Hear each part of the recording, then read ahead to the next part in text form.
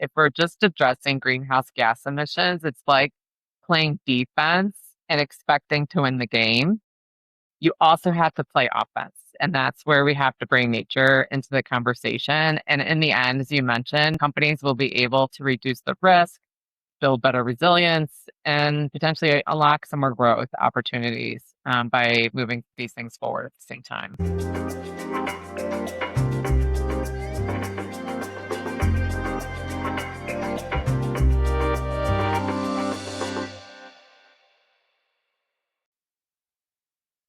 Welcome to the Carbon Accounting and Management Podcast.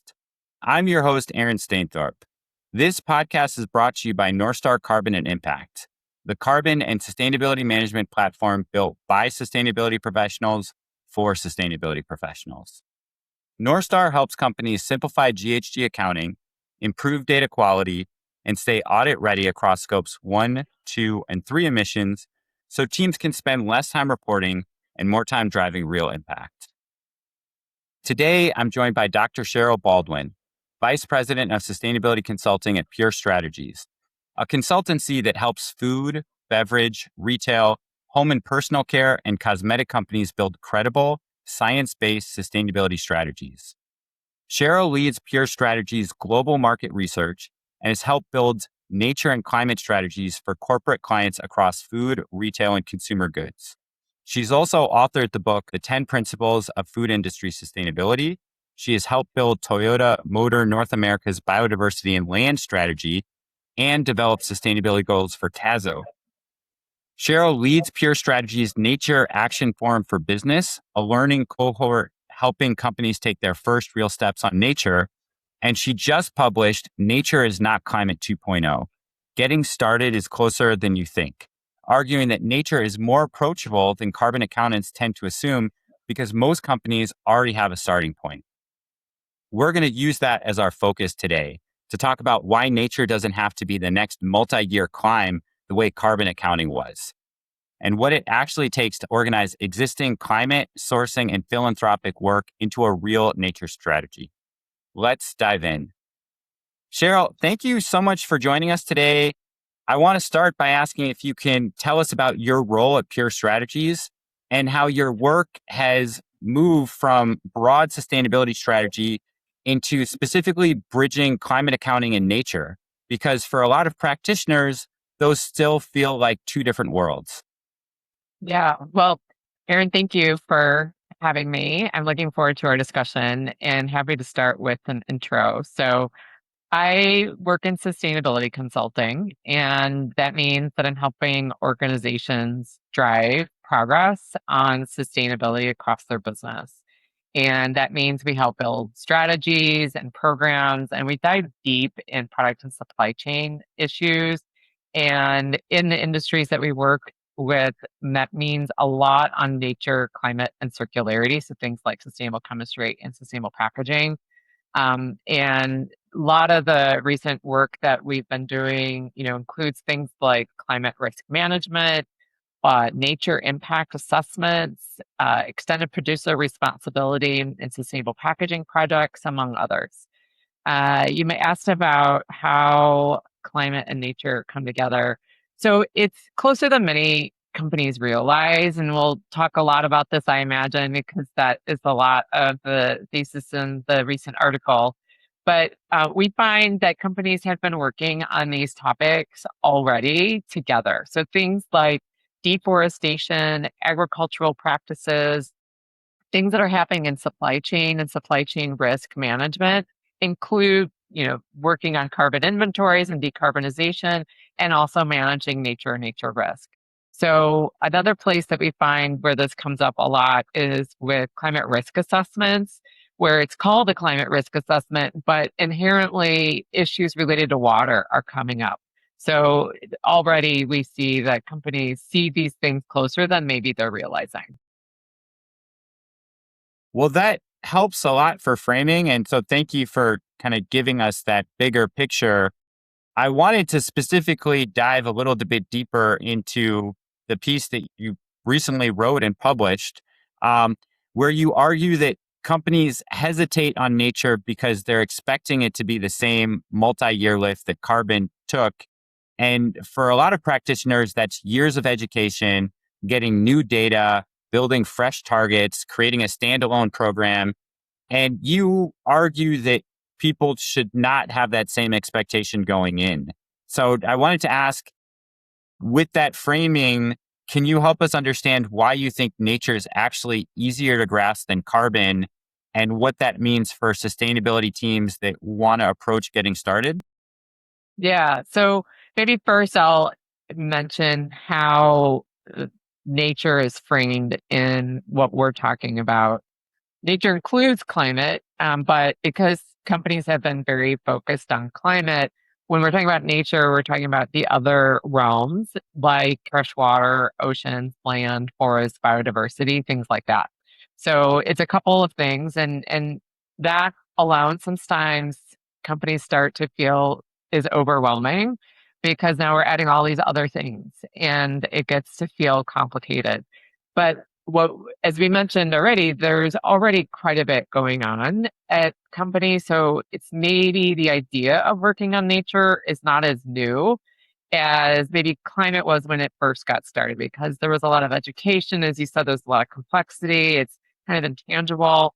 And that's where nature is different because there's already something going on. We have yet to find a company where we work with that can't connect to something they're doing that is connecting to nature. And then it's easier to understand because you can see it and hear it and feel it and touch it. It's very tangible, and people oftentimes have a personal connection and might have, some deep connection that they can relate to and care more about as you start to think about nature. Um, so when we think about getting something new started, it's not necessarily about something new. It's maybe reframing or shifting of what's going on already, and then making the most out of that. So a quick way that we describe in the article, and we also have a new report called Nature Navigator that walks through this idea of going through and thinking about what programs and projects do you have going on that connects to nature, and then start to think about building from there. And it usually means there's some additional work. I'm not going to say there's no additional work. There is some amount of assessment that helps make the most out of that work so that you can target the best areas and opportunities, and then build in nature into things that are already going on a little bit more intentionally, or maybe there's an opportunity to do something new. So it's not about, starting from scratch and educating people on something they don't yet know. It's really about building from what they already have and leveraging existing knowledge and moving from there. I think for a lot of companies in this space, oftentimes their products, the value that they're providing to their customers, it actually might connect to nature in a very real way, or whether it's engaging with teams at a specific facility that see that impact, whether it's a pollinator garden or something else on site. It feels like nature, it is, as you said, more tangible, but it also might relate a little bit more to not just a personal connection, but even a corporate connection, a corporate identity.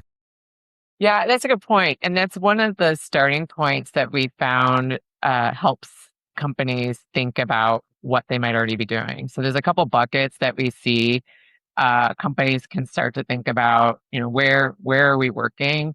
And this like bucket around corporate founding and philanthropy is one of the areas. So a lot of times the company's got a connection with nonprofit organizations in the community or global organization, and so they're giving to those types of environmental organizations.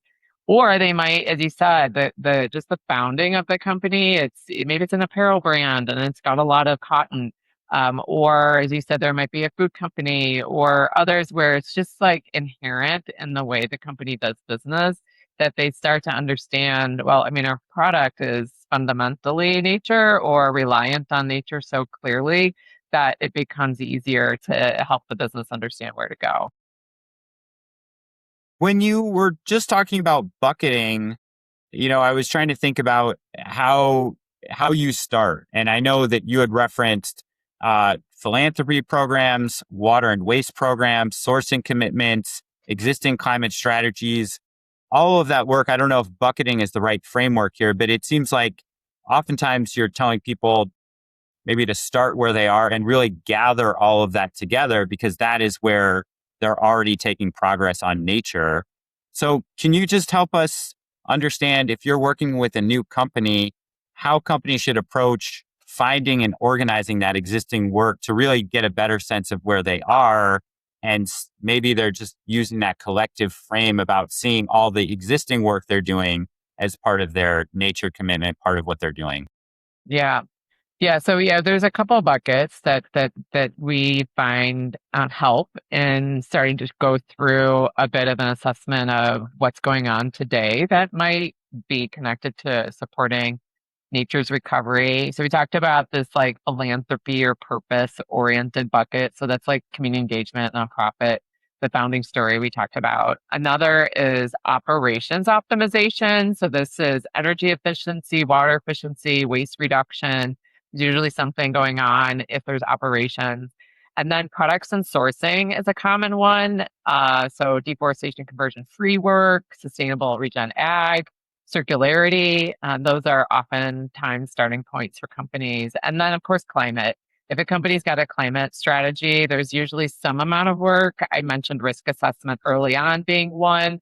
Climate targets in and of themselves, because there's some decarbonization work that connects to like the energy efficiency things we already talked about, or scope 3 mitigation, where you're starting to reach out to upstream potentially, where there might be land based resourcing, like raw materials, production, harvesting, things like that that are connected. So those are like the most common places. And we've done a number of group conversations, workshops with this information. And I wouldn't say there's a one size fits all starting point. Those buckets tend to work well across companies because some companies have different focus or emphasis or readiness at their point. So having kind of these four bucket areas helps companies start to think about the different possibilities that they might already be doing some work on nature.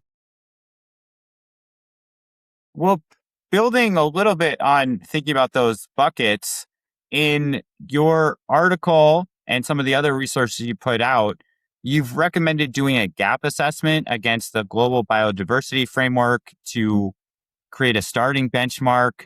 I think you've also referenced the Nature Navigator report, and I have been a fan of the Planet Forward playbook, which also has guidance that companies can actually go through in the back. Um, can you just talk about how those might be a good entry point for a company that's interested in getting more involved in nature? Yeah, I'll start by explaining a little bit about like in the last report, the Nature Navigator, we're calling the destination for nature. So we've been talking about the starting points, but you also have to know where you're going. And so the destination for nature is framed by the global biodiversity framework. And you can consider it to be the nature equivalent to the Paris Agreement for climate. So it's setting out the destination that we're looking to halt and reverse nature loss by 2030, so that ultimately by 2050 nature is recovered. So that's the high level framing. And the global biodiversity framework also has a number of interim targets to help support progress towards that. And what we did with the Planet Forward reports that you mentioned was translate the global biodiversity framework into business actionable efforts that connect directly to the science that grounds the global biodiversity framework aims. So what we did was list out, instead of looking at a whole, 2 dozen targets from a global biodiversity framework, we put it into 3 areas of action that a company should be looking at doing within their strategy. So it's protect, um, restore, and sustainably manage nature. And we can go into maybe explaining a little bit more about how to benchmark work and how to measure progress against that. But we did put out a metric to support ways of evaluating your starting point at a holistic level, and then how you can set targets within your business to move forward in those areas. But so the global biodiversity framework is this overarching destination. And then we translated the targets into those three areas. And so when we say doing a gap assessment against the global biodiversity framework or doing a gap assessment, what we're referring to is looking at where you're at in relation to these targets that ground the ultimate destination that we're working towards. So, what are you doing to protect nature? What are you doing to restore nature? And how are you helping support sustainable management of the business activities connected to your work? So, that's detailed in the Planet Forward Playbook guidance. And the most recent article that we're talking through is really to just support companies thinking through that this doesn't have to be as hard as many think, because you already have a lot started. And usually when you start to do the gap assessment, there's something to write down. And then it's thinking about, well, is this where we, want to be spending most of our resources? Where don't we have other areas of work? And how do we start to understand what we do next? The way that you describe this process about first kind of assessing where you are and also thinking about the destination, that feels very helpful to try to put some bounds on what we're trying to do. How does the Science Based Targets Network or the Task Force on Nature-Related Financial Disclosures relate to this? I'm sure there's a ton of amazing resources there. I could also see it being a little intimidating just to learn these new frameworks, but the way you've described it, really thinking about your starting point, what your destination is, and these relatively easy to understand areas of action. I was just hoping you can help me think about how do you see all this tying together? Yeah. And you're right. When you start to look at more standards and acronyms and processes, we've seen companies be too overwhelmed to even get started. And that's partly why we've been trying to offer a way to look at things in a more simplified approach. So, yeah, so we talked about the starting point and we talked about the destination. And so then you have to go from there to there. So that's where you like start to build out your roadmap. And that's where some of the things you mentioned start to fit in, or maybe they don't. Like it depends on where the organization's at and what they're trying to achieve. And there's different tools for different things. And the two that you mentioned, so one was the Science Based Targets Network, or SBTN, and the other was the Task Force for Nature Related Financial Disclosures, that's TNFD. So they serve, a purpose to help you get from the starting point to the destination. So there's kind of two buckets of things that we feel like help companies go from the starting point to the destination, is thinking about what do you need to assess or better understand to then build into existing work or new work. So it's like those two buckets. And the assessment kind of falls into a couple different ways. And again, depends on where a company's at and what they need to do.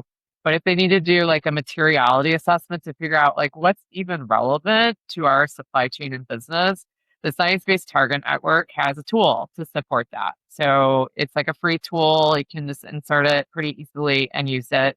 Encore is another one. Um, and then there's other ways to assess. We talked about the gap assessment to just get a quick look at how a company measures up against the global biodiversity framework.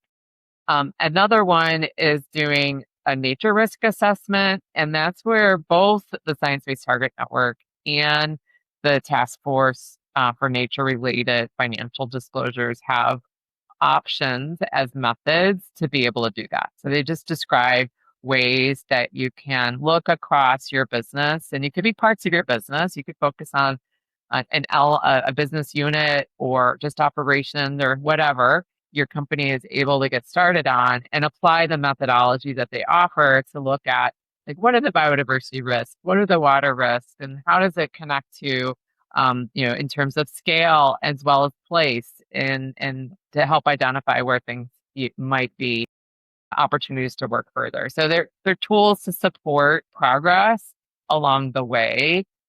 Just one added piece to this, well, maybe two. One for SBTN is they offer a way to have a company get validated targets on nature. And right now, they have frameworks to get validated targets for freshwater and land and working on oceans. That might be something for a company, but it's not for every company. And so that's a tool in the toolkit, available for companies when they're ready for it. The other thing I wanted to mention is another assessment that we find really helpful is to look at a nature footprint that a business has.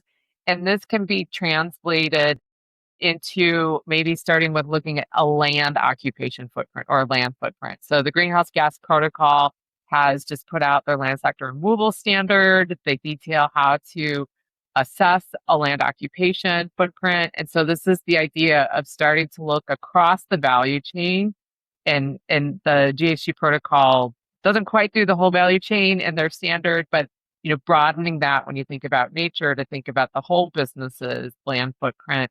And if they're really heavily reliant on freshwater and oceans, adding water into that as well, and you get a nature footprint. And that's a really helpful metric because it's a single metric you can start to do things with, like setting a high level target or measuring progress against the global biodiversity framework targets. So that's another assessment mechanism that we find really helpful. And we described that in the Planet Forward playbook resource that we have available. I did want to ask just about some nature-based solutions. And here I was thinking about reforestation, wetland restoration, regenerative agriculture. It seems like they are going to show up both in a climate accounting conversation and in a biodiversity conversation. Are there ever conflicts between how you might count this towards your carbon footprint versus how you might count this towards nature goals? Or really, can a lot of those be complementary?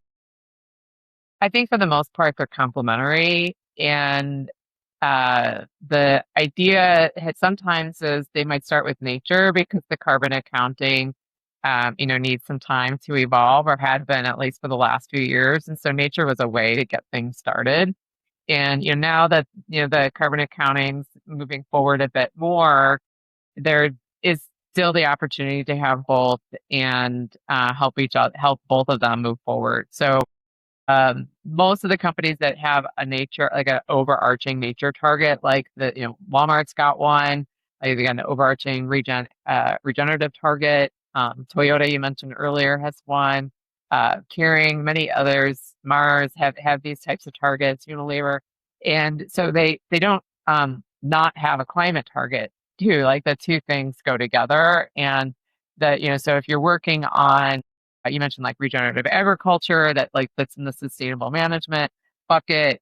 So that helps both with progressing on ensuring that nature is being managed appropriately, but also might be helping mitigate some greenhouse gas emissions. That helps a lot. And I think to follow on this thread, I wanted to see if we could talk about an example of what this looks like in practice. And I was hoping we could bring up Toyota Motor North America because you've done a lot of work with them. So I wanted to ask, with the nature strategy that you've done with them, my understanding, and please correct me if I'm wrong, a lot of it started by looking at biodiversity efforts at company-owned sites and their philanthropic giving.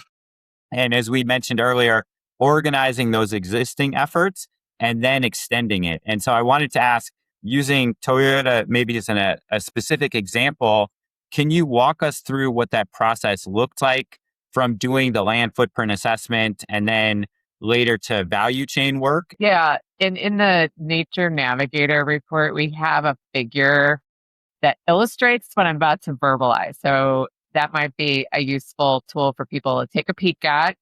But the idea is so you'd mentioned Toyota had a starting point and we know where the destination is. And so we needed to make some progress to build the roadmap to get closer in. So we did an assessment, and to start with, we focused on their operational sites. Yeah, that's where they were already working. And so we did a land footprint assessment of the operational sites and then used that amount of land to help think about, well, what's the impact of their current philanthropy work in terms of that footprint. Like if they're giving to an organization and they're having an impact on an amount of area, how does that compare to their operational area? And so we help them look at that, and that helped reframe a target to help advance their overall giving program. And so they had a target at that point that they expanded and had some clear intentions to help with habitat restoration in some key areas where they were working, and ended up expanding a partnership they had with an organization called the Pollinator Partnership. And so that helped enhance some existing work. So that's like, we mentioned you assess and then you often build, and that can be through bringing nature more intentionally through existing work, as it kind of described, or it might be adding something new. So that's where Toyota went next. So in that initial work we did, we also offered the opportunity to think broader across their value chain. And so then we took on the exercise of assessing their land footprint across their value chain. So that's a much bigger footprint. So you're thinking about raw materials as well as downstream activities, and use that to help think about, well, where do they want to go next? And when you do an assessment like that, like you do a carbon footprint, you identify hotspots and priorities. The same thing happens with this. And so they identified some hotspots where they wanted to work, and that meant taking on some new activities. So they started a couple of new things, some new partnerships with new nonprofits, and also starting to think how they could work collaboratively across their sector. Cheryl, as we get ready to wrap up, I wanted to zoom out and think about the initial premise of your article. If companies treated nature as organizing their existing work rather than starting from scratch, the way your piece argues, what do you think would be different on the ground in 5 years, both for ecosystems and for the businesses that are taking that step to make nature part of their positive impact on the world? Well, I might reveal some optimism maybe in answering that question, but I'll just take a step back and just kind of remind where we're at in thinking, the reality is companies aren't doing much. While there's a lot of progress and a starting point, as we described, there's not enough strategic organization around the work. And so we're seeing kind of underinvestment, especially when you compare it to climate. And I, maybe I'm going to make a hard point to hear, but a climate strategy is not a complete strategy if there isn't also a nature strategy, because the two have to be working together to be successful, because climate is reliant on nature and nature is reliant on climate at the same time. And so if we don't progress on the two, and the two frameworks, global frameworks I mentioned, the Paris Agreement and the Global Biodiversity Framework, have the same time scale, but we have a lot of catching up to do with nature.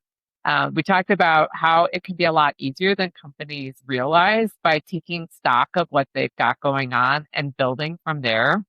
And so my hope is, because there's an easier starting point, but the reality is we have to progress much faster, is that we'll see the progress faster. Well, we have a head start.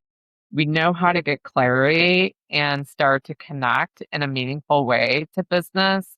And we can start to spur that strategic investment that we really need. And my hope is that we'll see, landscape level efforts, more collaborative efforts, and important wins in key commodities that help expand to more commodities and ecosystems over time. So 5 years is a short time frame. But we need to make progress in that amount of time. So I'm hopeful that by helping make this simpler, that we have the clarity that really helps for the needed acceleration that we have facing us. There's a lot of complexity here. And what I just wanted to focus on, which I think you've done a great job, both in this conversation and others conversations we've had, is linking climate and nature together being honest about where we're at, but also motivating people to take action because we need to take action, and taking that first step is very important. And I think what you're trying to do is remove inertia from people taking that first step and putting action into practice. Yeah, absolutely. And one thing that I haven't shared in when we've talked is something that I sometimes say to kind of summarize is that if we're just addressing greenhouse gas emissions, it's like playing defense and expecting to win the game. You also have to play offense. And that's where we have to bring nature into the conversation. And in the end, as you mentioned, companies will be able to reduce the risk, build better resilience, and potentially unlock some more growth opportunities by moving these things forward at the same time. I love that analogy, and I will probably use that in the future. Um, Before we wrap up this conversation, I want to give a quick thank you to North Star Carbon and Impact for supporting this podcast. If you're looking for an easier, more transparent way to manage carbon and ESG data, prepare for audits, reporting, and decarbonization planning, please visit northstarcarbon.com to learn more or request a demo. Cheryl, I want to thank you again for coming on the podcast today. I've really enjoyed this conversation. If listeners want to connect with you, find the Nature Navigator report, or follow the work that Pure Strategies is doing, where can listeners find out more information about you and your work? Yeah, so purestrategies.com is where you can find me. I'm also on LinkedIn.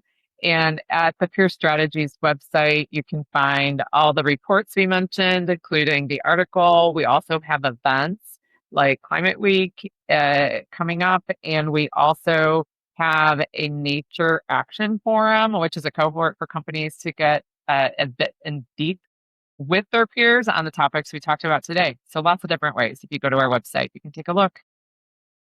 Cheryl, I want to say thank you again for joining us. For all of our listeners, if this episode was valuable, please share your biggest takeaways on LinkedIn, tag us, and thanks for being part of the conversation. Cheryl, thank you so much. Thank you.